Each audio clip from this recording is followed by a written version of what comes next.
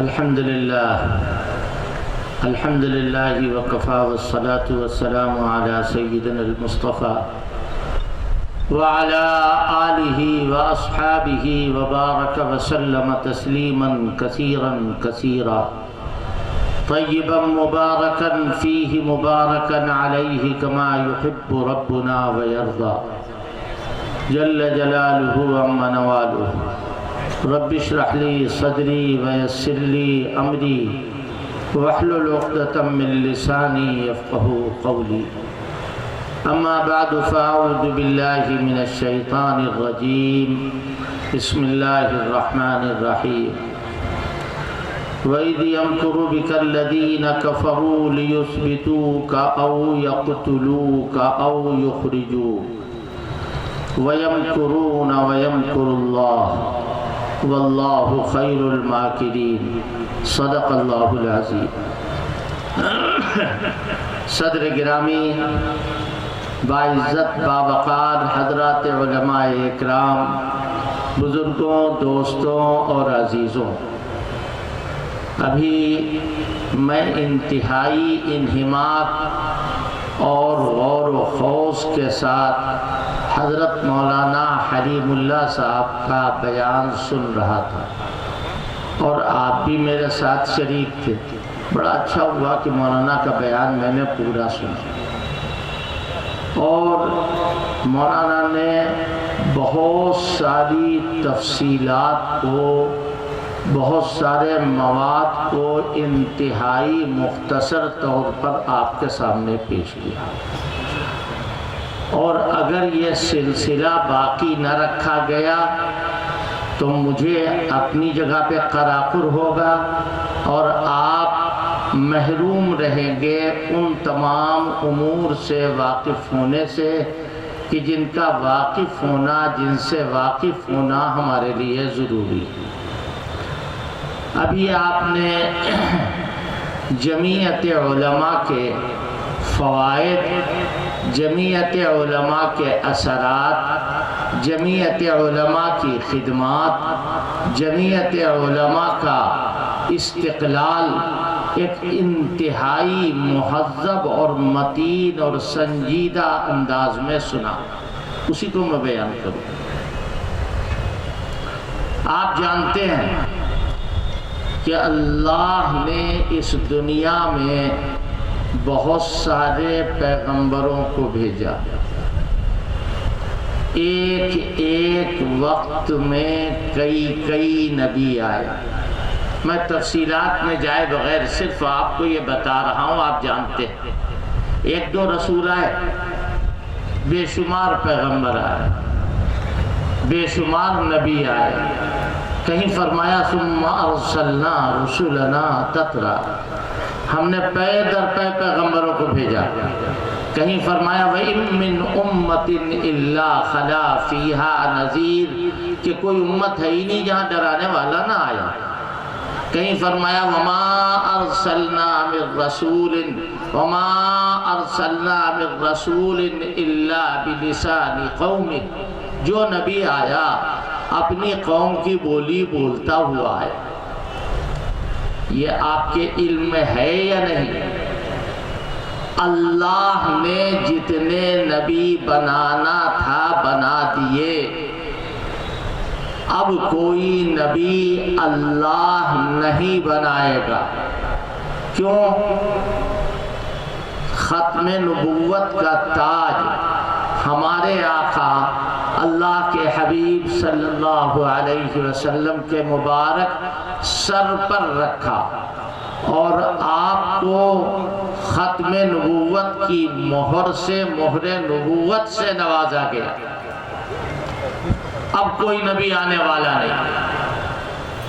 بظاہر ایسا لگتا ہے کہ اللہ کی عادت بدل گئی، بظاہر کہہ رہا ہوں، ایسا لگتا ہے کہہ رہا ہوں۔ اللہ نے تو دنیا کے نظام کو، دنیا کے اندر خیر اور بھلائی کو نبوت سے وابستہ کیا ہے۔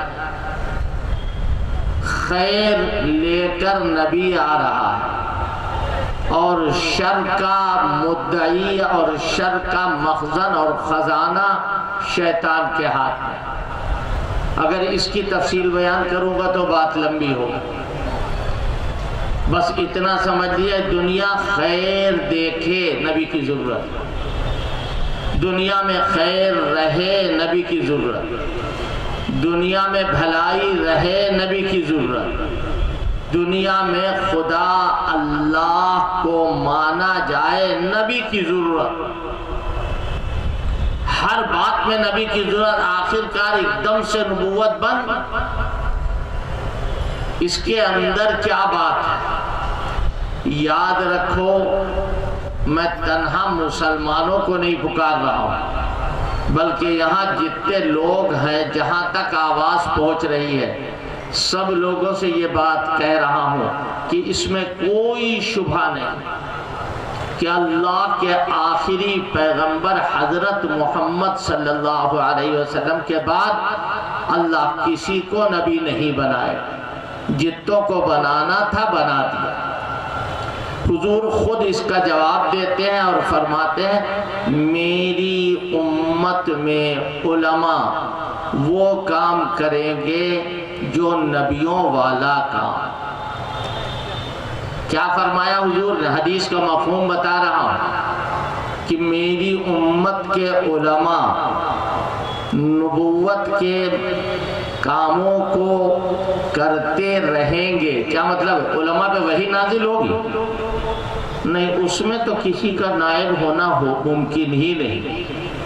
نبی کے اوپر وحی آتی ہے، غیر نبی پر وحی نہ آنا ضروری ہے، اور اگر کوئی کہہ دے میرے اوپر وحی آتی ہے، وہ مذہبی طور پر پوری دنیا میں غدار کہلائے گا اور جعلی کہلائے گا۔ اللہ نے کسی کو اب نبی بنانا نہیں، اور وحی کا تعلق نبوت کے ساتھ ہے، اور علماء نبی کی جگہ پر رہیں گے۔ کیا مطلب؟ جو کام نبی کرتے تھے وہ علماء کرتے رہیں گے۔ اللہ کی شان دیکھو، اللہ کی شان دیکھو، ادھر نبی کا وصال ہوا، آپ نے پردہ فرمایا، اپنے اللہ کی طرف آپ کا سفر ہوا، اور آپ کے شہر مدینے ہی کے آس پاس لوگ مرتد ہونے لگے۔ کسی نے نبوت کا دعویٰ کیا، کسی نے اس طرف نبوت کا دعویٰ کیا تو کسی نے دوسری طرف نبوت کا دعویٰ کیا۔ یہ سارے حقائق جستہ جستہ منتشر طور پر آپ کے کانوں میں پڑ چکے ہوں گے، لہذا اس کو یاد کیجئے۔ ایک عورت نے بھی نبوت کا دعویٰ کیا، مرد لوگ نبی ہوتے اور ان کا واہ، یہ کیسی بات ہے کہ مرد لوگ اکیلے نبی ہوں، ہمارے ماں تو میڈم نبی ہوئی۔ محترمہ نے نبوت کا دعویٰ کیا، اور اس کے ماننے والے بھی اتنا چاہنے والے ہیں کہ انہوں نے باقاعدہ قصیدہ کہا، اور کیا کہا؟ امست نبیتنا انسا نطوف بہا، امست نبیتنا انسا نطوف بہا، فاصبح انبیاء الناس ذکرانا۔ سارے جہان میں مرد لوگ پیغمبر ہوتے ہیں، ہمارے یہاں محترمہ پیغمبرہ بنی۔ وہ لوگ یہ کہہ رہے ہیں، ایسے موقع پر یاد رکھو نبی کی ضرورت ہے نہیں ہے۔ کوئی نبی آ جائے زکوٰۃ نہیں دے رہے، کوئی نبی آ جائے زکوٰۃ دینے لگے، نبوت کا دعویٰ کر رہے، کوئی نبی آ جائے اور آ کے یہ کہہ دے کہ تم لوگ غلط ہو، کوئی نبی نہیں آ رہا۔ کون کھڑا ہے اس محاذ پر؟ کون کھڑا ہے؟ جس کو کھڑا ہونا چاہیے حضور جس کو کھڑا کر گئے وہی کھڑا ہے۔ وہ کون؟ اس امت کے علماء وہ کام کریں گے جو نبیوں والا کام ہے۔ آپ کو معلوم ہے معمولی باتوں پر اللہ نے پیغمبر کو بھیجا ہے۔ مجھے یاد آیا لوگ تولتے تھے مگر کم تولتے تھے، ناپتے تھے مگر کم ناپتے تھے. یہ عیب، یہ برائی عام ہو رہی تھی. اللہ نے مستقل طور پر ایک پیغمبر کو بھیجا، اور وہ پیغمبر کون ہے؟ حضرت شعیب علیہ السلام. وہ آئے، اللہ نقل کر رہا ہے، انہوں نے کیا کہا؟ وَلَا تَنْقُصُوا الْمِكْيَالَ وَالْمِيزَانَ، خبردار ناپ تول میں کمی کو چھوڑو، صحیح ناپو، صحیح تولو. حضرت شعیب علیہ السلام آئے. آج یہاں عرب کے بعض قبائل مرتد ہو گئے، آنا چاہیے کوئی نبی کو، لیکن نہیں آئے، کوئی نبی نہیں آیا. حضرت صدیق اکبر کھڑے ہوئے ہیں، صحابہ کا بیان ہے، قام فی الردۃ مقام الانبیاء، کہ ردت کے موقع پر وہاں کھڑے ہوئے جو نبیوں کے کھڑے ہونے کی جگہ. کون؟ حضرت صدیق اکبر. پھر کیا ہوا؟ حضرت فاروق اعظم آئے حضرت صدیق اکبر سے بحث کرنے کے لیے. آپ سب سے جہاد کریں گے؟ ہاں، جو دین کے خلاف ہوگا میں اس سے جہاد کروں. جو زکوٰۃ روکے ہوئے ہیں کم سے کم ان سے جہاد نہ کیجئے، وہ کلمہ تو پڑھ رہے ہیں. فاروق اعظم بڑے جلال میں، اور کیا کہہ رہے ہیں؟ لِمَ تُقَاتِلَ النَّاسِ وَقَدْ قَالَ رَسُولُ اللَّهِ صلی اللہ علیہ وسلم. آپ لوگوں سے قتال کر رہے ہیں، کیوں کر رہے ہیں؟ اللہ کے رسول نے فرمایا، اللہ کے رسول نے فرمایا کہ دیکھو، جو لا الہ الا اللہ پڑھ لے، جو لا الہ الا اللہ پڑھ لے، وہ جان مال اس کی محفوظ ہے، کوئی اس کا بال بیکا نہیں کر سکتا. یہ بات میں اس لیے کہہ رہا ہوں کہ علماء کھڑے ہوئے ہیں. حضرت فاروق اعظم کے اس احتجاج کا جواب صدیق اکبر نے دیا، وہ بھی حدیث کی کتابوں میں معتبر ترین روایت موجود ہے. اور انہوں نے کیا فرمایا؟ واللہ لو منعونی عقالا او عناقا كانوا يؤدونه الى رسول اللہ صلی اللہ علیہ وسلم لقاتلتهم. اللہ پاک کی قسم، حضور کے زمانے میں جو آدمی اونٹ دیتا تھا، اونٹ کی رسی بھی زکوٰۃ میں دیتا تھا، اگر رسی روک لے گا تو اس سے بھی جہاد کرو. صدیق اکبر اکیلے کہہ رہے ہیں. لکھا ہے مورخین نے، کچھ وقت گزرا تھا کہ سارے بادل چھٹ گئے اور دین اسلام محفوظ رہا. یہ ایک واقعہ میں نے آپ کو سنایا ہے. کیوں؟ یہ اللہ تبارک و تعالیٰ کا نظام ہے. کیا نظام؟ لوگ تو آج نہیں، آج کہہ رہے کہ اسلام ایسا ہے، اسلام ویسا ہے، مسلمان ایسے ہیں، مسلمان کیسے ہیں، سارا پیٹ، سارا درد آپ ہی کے پیٹ میں ہو رہا ہے. مسلمان کیسے ہیں، مسلمان ایسے ہیں ویسے. آپ نے یہ نہیں دیکھا آپ کتنے ڈینجر ہیں، آپ خود کتنے خطرناک ہیں.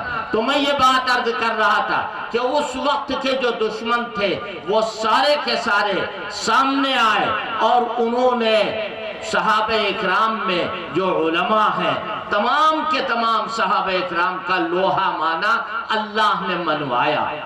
پوری تاریخ اسلام دیکھ کے صحابہ کے بعد دور تابعین، تابعین کے زمانے میں بھی حلقے بنے ہوئے ہیں. تفصیلات میں جانے کا موقع نہیں، مجھے شبہ ہوا ہے کہ حضرت آگے میں دیکھوں گا نہیں ادھر، ورنہ سب مضمون بھول جاؤں. تو حضرت تشریف لے آئے، انشاءاللہ ابھی بیان ہوگا حضرت کا.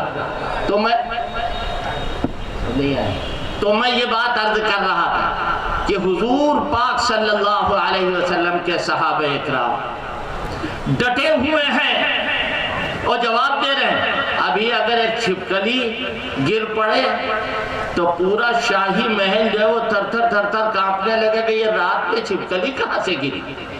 اور وہ لوگ ہیں ایک تلوار ہے، 17 سالہ نوجوان ہے، اور رستم ہاتھی پر کھڑا ہوا ہے، رستم للکار رہا ہے، انہوں نے نہ آؤ دیکھا نہ تاؤ دیکھا، بے خطر کود پڑا آتش نمرود میں عشق، عقل ہے محو تماشائے لبے بام۔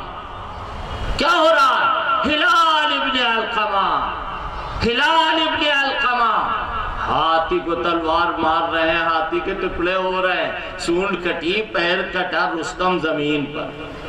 تھوڑی دیر کے بعد رستم کی گردن کو نیزے پر بلند کر رہے ہیں اور یوں کہہ رہے ہیں الا انی قتلت رستمن، میں نے رستم کا کام تمام کر دیا۔ میں نے کیوں سنایا یہ انتظام ہے اللہ کا۔ توپوں سے لڑائی نہیں ہوگی، مشین گنوں سے لڑائی نہیں ہوگی، میزائلوں کا کاروبار نہیں چلے گا، تدبیر الہی چلی ہے اور چلے گی۔ کیا کہہ رہے لوگ؟ ان کو قید کر دو،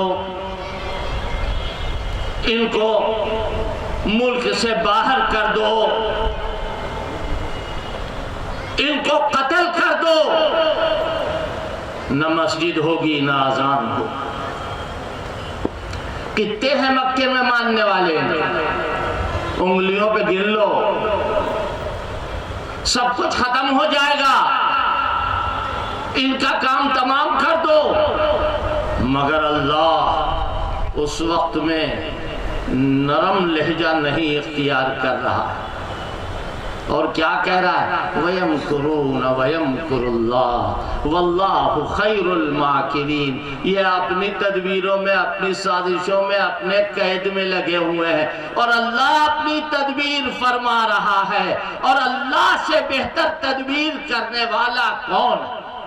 یہ ابتدائیہ آپ کے سمجھ میں آیا؟ اب اس کے ساتھ ملائیے حضرت مولانا کی تقریر۔ یہ ابتدائیہ، یہ افتتاحیہ کیا ہو رہا ہے؟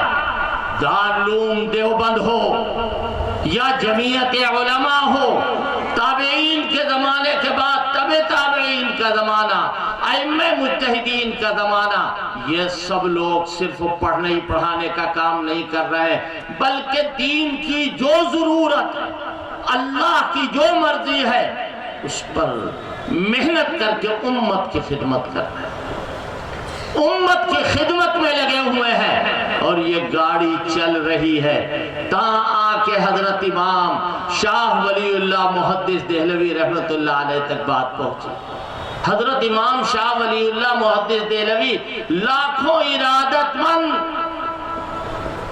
لاکھوں ان کے مسترشد، لاکھوں کے وہ مرشد، حدیث میں یکتائے زمانہ، لیکن اس کے باوجود انہی کے شہزادگان میں، انہی کے صاحبزادگان میں کیا کہہ رہے ہیں کھڑے ہو کر، جنہوں نے قرآن کا ترجمہ لکھ کر پوری عمر اس میں بسر کی، جو قرآن کے علوم کے اپنے زمانے کے سب سے بڑے امین تھے، انہوں نے کیا کہا؟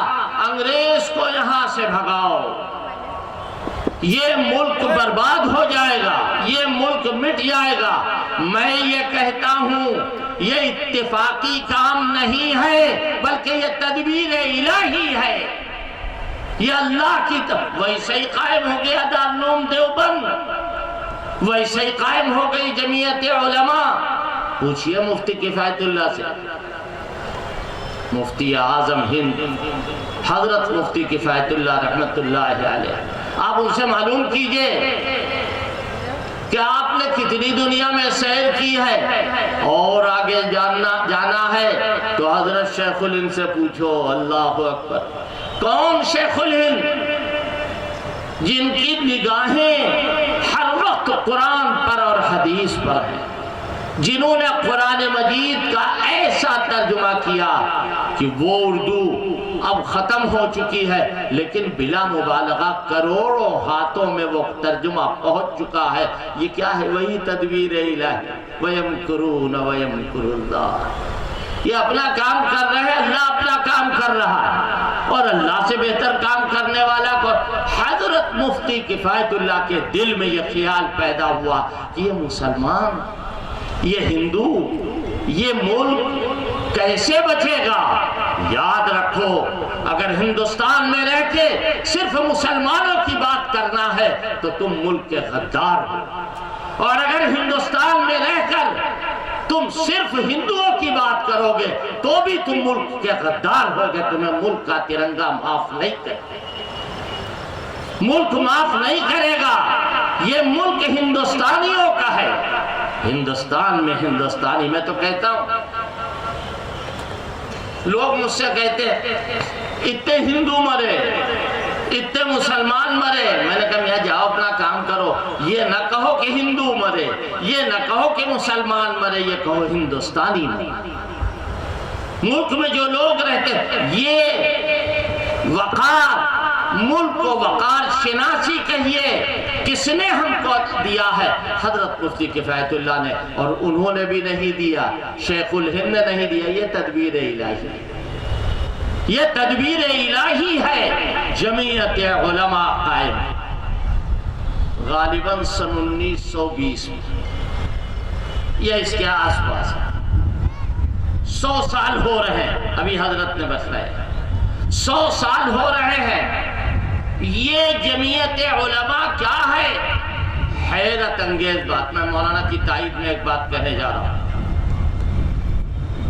کہ جمعیت علماء سے کسی موجودہ وقتی گزشتہ آئندہ سیاست سے کوئی تعلق نہیں۔ صحیح بات ہے، آپ گئے ہوں یا نہ گئے ہوں، ہمارے بہت سارے علماء اکرام اور آپ لوگ بھی، ابھی چند سال پہلے جب امام حرم آئے تھے تو ہم نے یعنی جمعیت علماء نے دہلی میں ایک پروگرام کیا تھا عظمت صحابہ کے عنوان سے، اور میں نے تو کبھی اتنا بڑا مجمع ہندوستان میں دیکھا نہیں۔ اللہ جانے کئی لاکھ آدمی، دہلی کی کوئی سڑک کوئی گلی ایسی نہیں، اور لوگوں کا حال کیا ہے؟ یہ جیسے کھانا کھاتے کھاتے کوئی آدمی کشمش منہ پہ رکھے نا، یہ اسی طرح بیان کر رہا ہوں کہ لوگ تو رال ٹپکائے ہوئے ہیں کہ مجمع مل جائے تو سیٹ مل جائے، مجمع مل جائے تو ممبری مل جائے، مجمع مل جائے تو پارلیمنٹ کی ممبری نصیب ہو جائے، اور ہوا ہے۔ لوگ مجمع کے متلاشی، لیکن وہی مرد آہن کون؟ حضرت مولانا ارشد مدنی دامت برکاتہم اس لاکھوں کے مجمع میں کھڑے ہیں، امام حرم موجود ہیں، 50 نہیں سینکڑوں ہزاروں سیاسی رہنما موجود ہیں۔ حضرت فرما رہے ہیں کہ اے لوگوں، ہمارا سیاست سے کوئی تعلق نہیں، ہمیں ممبری نہیں چاہیے، ہمیں پارلیمنٹ نہیں جانا، ہمیں اسمبلی نہیں جانا ہے، ہم نے دینی جلسہ کیا ہے دینی جماعت کی طرف سے، اور جو سب سے بڑا دینی رہنما ہے امام حرم، ہم نے اس کو بلایا۔ یاد رکھیے، یہ کہہ دینا بجائے خود ایک بہت بڑا مسئلہ ہے۔ جمعیت علماء کو نکھار ہو رہا ہے۔ حضرت مولانا نے بتایا، میں نے اپنے بچپنے میں لوگوں کو جمعیت کا مخالف دیکھا ہے۔ اپنے بچپنے میں حضرت مولانا اسعد مدنی علیہ الرحمہ کا دور ہے، لوگ کسی طرح جمعیت کو نہیں مان رہے، ٹھیلا ٹھیلی زبردستی کوشش کی جا رہی ہے کہ یہ جمعیت کو مان جائے، لیکن لوگ ماننے کے لیے تیار نہیں۔ حضرت مولانا ارشد مدنی کا دور آیا، اور انہوں نے جو پہلا اعلان کیا ہے وہ یہ اعلان کیا ہے کہ ہم ایک دینی جماعت کو لے کے چل رہے ہیں، ہمارا مقصد نمازیں پڑھوانا ہے، ہمارا مقصد میل محبت کی فضا قائم کرنا ہے، ہمارا مقصد کسی کی پگڑی نہیں اچھالنا۔ اور میں آپ سے کہہ دوں، حالات نرم گرم ہر طرح کے ہو، ہر طرح کے ہوتے ہیں حالات، نرم بھی ہوتے ہیں گرم بھی ہوتے ہیں، لیکن میں قسم کھا سکتا ہوں مولانا ارشد مدنی اور میں حضرت کے ساتھ نہ معلوم کتنے موقعوں پر سفر میں ساتھ رہا، حضرت کے ساتھ کئی گھنٹے بیٹھنے کا اتفاق ہوا، حضرت ہمارے غریب خانے پر قدم رنجا حضرت فرماتے تھے، اور حضرت کی خدمت میں نہ معلوم کتنی مرتبہ حاضر ہوا، کبھی حضرت نے اپنے کسی مخالف کی نام لے کر کوئی برائی نہیں کی، کوئی برائی نہیں کی۔ اس زمانے میں ایسا آدمی ہو سکتا ہے؟ اسی لیے میں نے ایک شعر پڑھا تھا، جب 48 لاکھ لوگوں کی جان کی تحفظ کے لیے سپریم کورٹ میں فیصلہ ہوا، تو اس موقع پہ میں نے ایک شعر پڑھا تھا، اور وہ کیا؟ مضت الدہور وما اتینا بمثلہ، مضت الدہور وما اتینا بمثلہ، ولقد اتا فعجزنا عن نظرائہ۔ زمانہ آتا رہے گا، لیکن ارشد مدنی تمہارے مثل اب کوئی آتا دکھائی نہیں دے رہا، کوئی آتا دکھائی نہیں دے رہا۔ جو وقت کی ضرورت، جمعیت علماء کے جو پروگرام ہیں آج جمعیت کی قیادت میں، وہ سارے پورے ہو رہے ہیں۔ آپ دیکھ رہے ہیں میں جان بوجھ کر کے تحفظ جمہوریت یا قومی یکجہتی پر بات نہیں کر رہا ہوں، یاد رکھیں، حضرت آئیں گے خود بات کریں گے۔ آج جمعیت علماء کے جو پروگرام ہیں وہ سامنے آ رہے ہیں، کسی مائی کے لال میں 32 دانت جو کہہ دے کہ اس ملک میں جتنا مسلمانوں کا حق ہے اتنا ہی غیر مسلموں کا۔ کیا ہندوستان ہندو بنے گا؟ جی، ہندو آپ کی مخالفت کرے گا اگر آپ یہ کہیں۔ یاد کرو جب ہمارے کلیجے کے ٹکڑے کیے جا رہے تھے، کون تھا جو یہ پکار کے کہہ رہا تھا تم کہاں جا رہے ہو؟ جامع مسجد کے مینار تمہیں آواز دے رہے ہیں، میں جامع مسجد کی سیڑھیوں پر کھڑے ہو کے کہہ رہا نہ جاؤ۔ امام اہل سنت مولانا عبدالشکور فاروقی سے کہا لوگوں نے کہ آپ چلیے پاکستان، ان کا میں نہیں جاؤں گا۔ کہا کیوں نہیں جائیں گے؟ کہا میں یہاں اس ملک میں اذان دوں۔ مسجدوں کو ویران کر کے گئے یا نہیں گئے؟ جمعیت علماء اڑی رہی کہ نہیں۔ اسی طرح جب ہندوستان کا دستور بننے لگا اور دستور لکھا جانے لگا تو جمعیت کے اکابر جو اس وقت موجود تھے انہوں نے گھٹنے ٹیک دیے اور وہ اڑ گئے کہ نہیں، ہم نے آزاد کرایا ہے ملک کو، ہم ایک یک طرفہ قانون نہیں بننے دیں گے۔ ہندوستان کا قانون لا مذہب ہوگا، قانونی اعتبار سے ہر جگہ مسجد ہم نہیں بنا سکتے، اسی طرح کوئی اور عبادت گاہ بھی ہر جگہ نہیں بن سکتی۔ قانونی اعتبار سے ہر مسجد اور ہر مندر ہمیں برداشت کرنا ہوگا۔ مسلمان مندر کو برداشت کرے اور ہندو مسجد کو برداشت کرے، اور اگر میرے الفاظ میں سننا ہے تو مسلمان کھڑے ہو جائیں مندروں کی حفاظت کریں اور ہندو کھڑے ہو جائیں مسجدوں کی حفاظت کریں۔ دیکھیں فساد کہاں سے آتا ہے، دیکھیں جھگڑا کہاں سے آتا ہے۔ آج تماشا بنا لیا، ارشد مدنی کھڑا ہوا ہے اور سارے جہان میں للکار رہا ہے کہ یہ ملک کسی ایک کا نہیں، کسی ایک ذہنیت والا ملک نہیں بلکہ سب کا ہے۔ اگر مسجد بنے گی اس کا احترام ہوگا، اگر مندر بنے گی اس کا، میں اپنا ایک واقعہ سنا رہا ہوں۔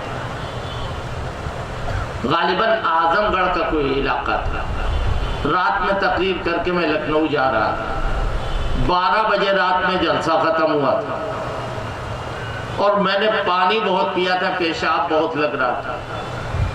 ڈرائیور سے میں نے کہا کہ بھائی روکو گاڑی، پانی ساتھ تھا۔ ڈرائیور نے گاڑی روکی، میں نے کہا نہیں کریں گے پیشاب، چلو۔ کیوں؟ میں نے کہا سامنے مندر ہے، 2 بجے رات کا وقت ہے، 1 بجے یا 2 بجے رات کا وقت۔ کہنے لگا کیوں؟ میں نے کہا سامنے مندر ہے اور مندر کے سامنے بیٹھ کر کے پیشاب کرنا اس کی توہین ہے، لہذا ہم تو نہیں کریں گے۔ کہا یہاں کون دیکھ رہا ہے؟ ہم نے کہا کوئی دیکھے یا نہ دیکھے، عبادت گاہ جس کی بھی ہے ہر ایک اس کا احترام کرے گا۔ قرآن میں کیا لکھا ہے؟ وَلَوْلَا دَفْعُ اللَّهِ النَّاسَ بَعْضَهُمْ بِبَعْضٍ لَهُدِّمَتْ صَوَامِعُ وَبِيَعٌ وَصَلَوَاتٌ وَمَسَاجِدُ يُذْكَرُ فِيهَا اسْمُ اللَّهِ كَثِيرًا۔ ہر ایک عبادت گاہ دیکھو، کسی کے معبودان باطل کو گالی مت دینا۔ قرآن کہہ رہا ہے وَلَا تَسُبُّوا الَّذِينَ يَدْعُونَ مِن دُونِ اللَّهِ فَيَسُبُّوا اللَّهَ عَدْوًا بِغَيْرِ عِلْمٍ۔ خبردار، اللہ کے علاوہ جو عبادت کرتے ہوں ان بتوں کو برا نہ کہنا، گالی نہ دینا۔ کیوں؟ وہ الٹ کے اللہ کو گالی دیں گے، اور گالی کا جواب نہیں ہے۔ وہی تو ہم کہتے ہیں کہ آج ہم چاہتے ہیں کہ ہمارے ملک میں پھر محبت کا ماحول قائم ہے۔ جمعیت علماء کے بینر کے نیچے اور جمعیت علماء کی قیادت اس بات پر مصر ہے کہ آج ہندو اور مسلمان کا فرق ختم کرو، مسجد جاؤ، ایک اللہ کی عبادت کرو، 10 خداؤں کی عبادت نہیں کرو۔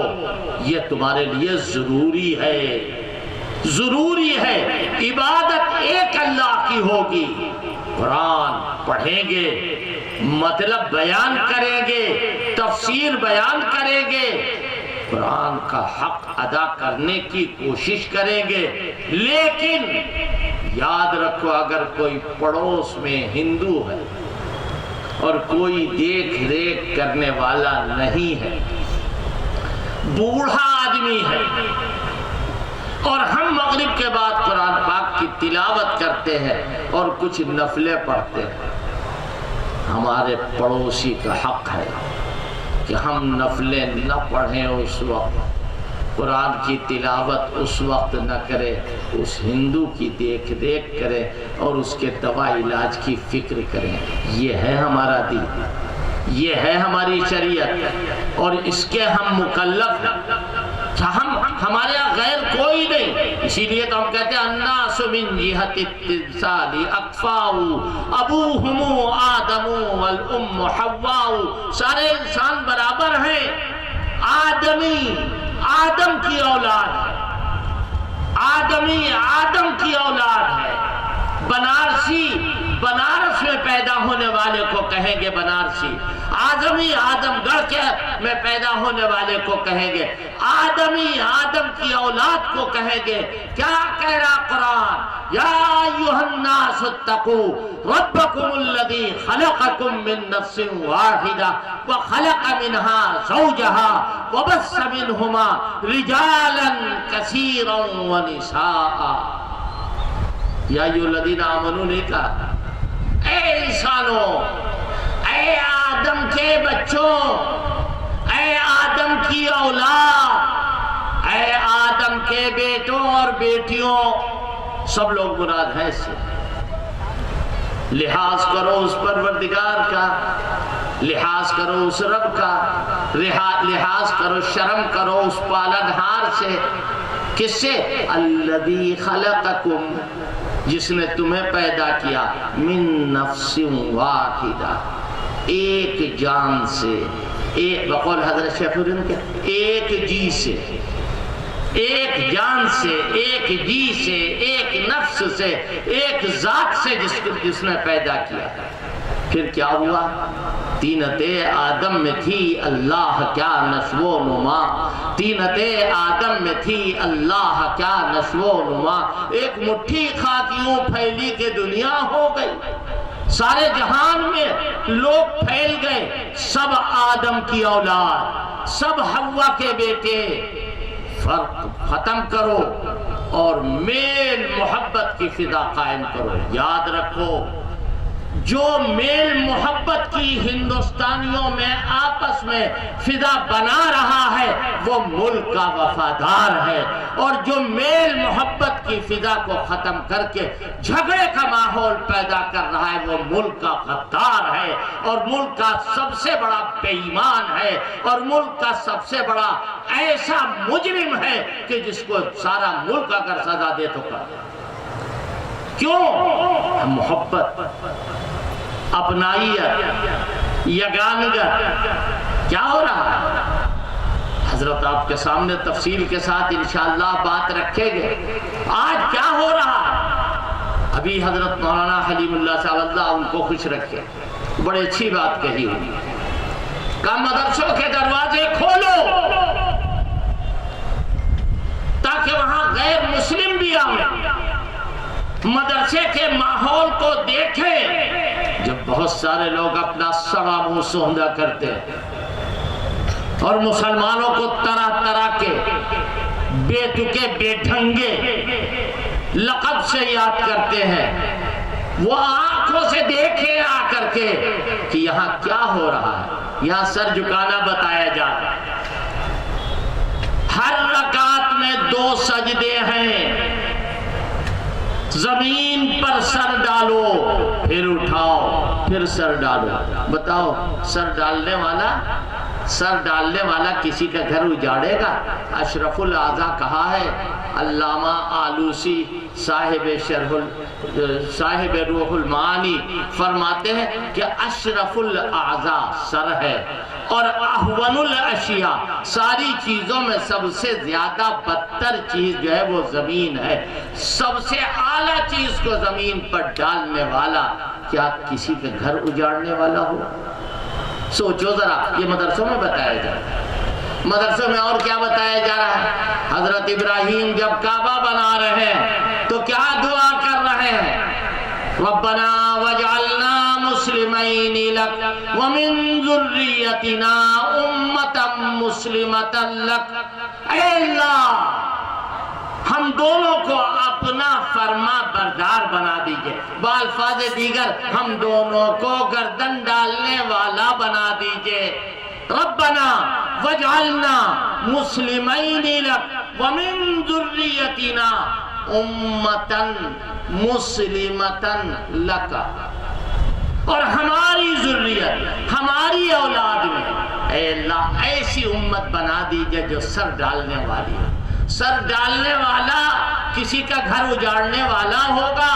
حضرت کے الفاظ میں سنو، حضرت فرماتے ہیں آگ سے آگ نہیں بجھے گی، آگ جل رہی ہوگی تو اس پر پانی ڈالا جائے۔ دہشت گردی کا علاج دہشت گردی نہیں ہے، ظلم کا علاج ظلم نہیں ہے۔ قرآن کیا کہہ رہا ہے؟ ادفع باللتی ہی احسن فاذا الذی بینک وبینہ عداوۃ کانہ ولی حمیم۔ سب کچھ تو موجود ہے۔ وہ لوگ کیا کہہ رہے تھے جو دنیا کے سب سے بڑے دہشت گرد، اتنے بڑے دہشت گرد کہ بٹوارا ہوتا تھا، میراث بٹتی تھی تو اماں بھی دی جاتی تھی کہ اماں کو اپنے پاس رکھو بیوی بنا کر۔ قرآن آیا اور دہشت گردی کا خاتمہ کیا، اور کیا کہا؟ حرمت علیکم امہاتکم و بناتکم، پوری آیت پڑھ جائے۔ اسلام نے مسلمانوں کو، پوری دنیا کو یہ ماحول دیا ہے کہ دیکھو نرم لہجہ اخلاق کی وسعت سے کام لے کر ماحول کو سازگار بناؤ۔ اگر کسی کی ذات سے تمہیں تکلیف ہے تم اس کی خدمت میں تحفہ لے کے، مگر یہ کام بڑا مشکل کام ہے، بڑا مشکل کام ہے۔ جنت میں جانے کے 2 ہی قدم ہے، بقول حضرت مرزا مظہر جان جانان شہید رحمت اللہ علیہ کے۔ وہ کیا فرماتے ہیں؟ یعلم اللہ تاب جانا 2 قدم رہ بیش نیست، یکے بر نفس خود نے دیگر در کوئے دوست۔ اللہ کے دربار میں جنت میں جانے میں 2 قدم سے زیادہ کا فاصلہ نہیں، ایک اپنے نفس پر رکھو اور دوسرا جنت میں پہنچے۔ دوسرا قدم جنت پہ جائے گا۔ وحشی معاف کرنے کے لائق تھے، حضرت حمزہ کا قیمہ بنانے والے معاف کرنے کے لائق، حضور کے قتل کا ارادہ کر کے حضرت عمر نکلے، معاف کرنے کے لائق تھے نہیں۔ اللہ کے پیغمبر ہمارے آقا صلی اللہ علیہ وسلم نے کر کے دکھایا کہ نہیں، ہم کسی کے ساتھ عداوت دائمی نہیں رکھتے ہیں۔ اگر کسی کی بات سے ہمیں تکلیف ہوئی تو ہم اس کے مخالف نہیں ہیں، اس کے جان کے دشمن نہیں ہیں۔ میرے بھائی، اگر یہ باتیں ہمارے سمجھ میں آ جائے، میں سچ کہتا ہوں ہمارے دو معاشرے، ایک اسلامی معاشرہ ہے اور ایک ملکی معاشرہ، دونوں کی درستگی کے لیے بیڑا اٹھایا ہے جمعیت علماء نے، جس کی سربراہی کے لیے ہمارے حضرت مولانا ارشد مدنی دامت برکاتہم کھڑے ہوئے ہیں۔ اور میں تو ایک بات، آخری بات کہہ کے جا رہا ہوں، مسلمانوں حضرت کے لیے دعا کرو، حضرت کے لیے دعا کرو۔ میں جب دیکھتا ہوں تو میرا دل عجیب سا ہوتا ہے کہ یہ شیر، یہ اپنے آپ کو مبتلا مصیبت، اپنی جان کو ہتھیلی پر لے کر کے پوری دنیا میں اسلام کا پیغام پہنچا رہے ہیں، اور صرف مسلمانوں ہی کے لیے نہیں بلکہ اپنے ملک کے تحفظ کے لیے در در کی ٹھوکریں کھا رہے۔ اللہ میرے حضرت کو زندہ رکھے، اللہ ان کے فیوز و برکات کو عام فرمائے، اور حضرت جس کام کو لے کے چلے ہیں اللہ ہمیں توفیق دے کہ ہم اس کو پورے طور پر مانیں اور اختیار کریں۔ وآخر دعوانا ان الحمدللہ۔